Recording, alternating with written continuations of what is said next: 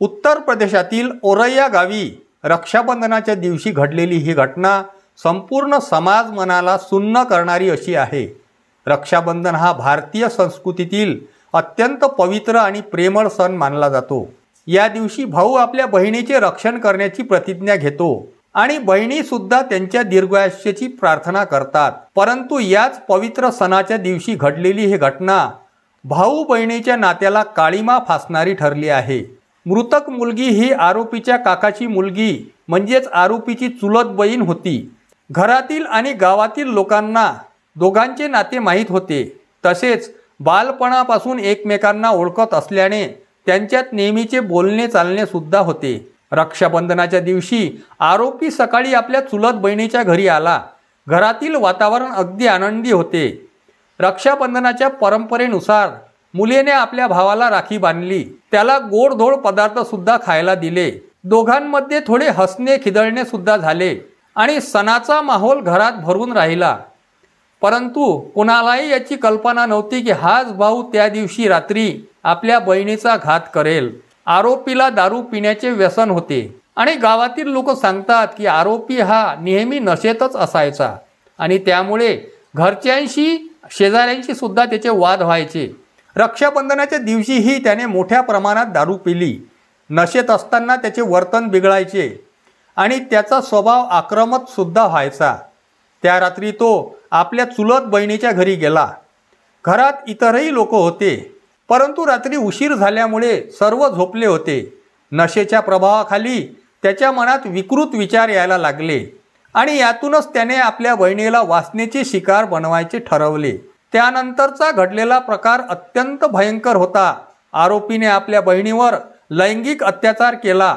मुलगी अल्पवयीन असल्याने ती प्रतिकार सुद्धा करत होती आणि मदतीसाठी किंचाळण्याचा सुद्धा तिने प्रयत्न केला, परंतु आरोपीने तिचा गळा दाबून तिला शांत करण्याचा प्रयत्न केला।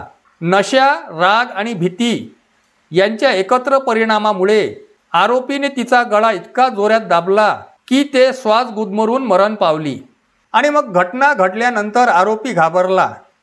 आपले दुष्कर्म समोर येतील अशी त्याला भीती वाटत होती। गावात, नातेवाईकात आणि कायद्याच्या कचाटात आपली बदनामी होईल, शिक्षा मिळेल या भीतीने त्याने मृत्यूला आत्महत्येचे स्वरूप देण्याचा सुद्धा प्रयत्न केला। त्यामुळे मुलीला फासावर लटकून ठेवले, जेणेकरून लोकांना वाटावी की तिने स्वतःचा जीव घेतला आहे। नंतर तो शांतपणे घराबाहेर गेला आणि जणू काहीच झाले नाही असा भासवत गावात फिरू लागला। दुसऱ्या दिवशी सकाळी घरातील सदस्यांनी मुलीचा मृतदेह पाहिला असता घरात आक्रोश माजला।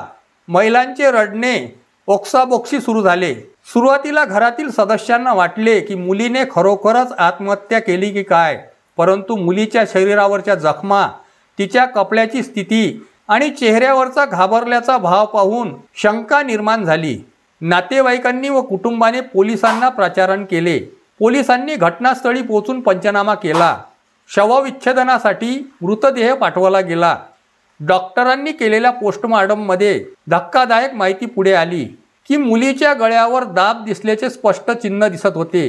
तसेच लैंगिक अत्याचार झाल्याचेही पुरावे मिळत होते। या अहवालामुळे पोलिसांनी आत्महत्येचा दृष्टिकोन बाजूला ठेवून खून आणि बलात्काराचा गुन्हा नोंदवला आणि मग गावातील लोकांशी चर्चा केल्यानंतर आरोपीच्या रात्रीच्या हालचालींबाबत माहिती मिळाली।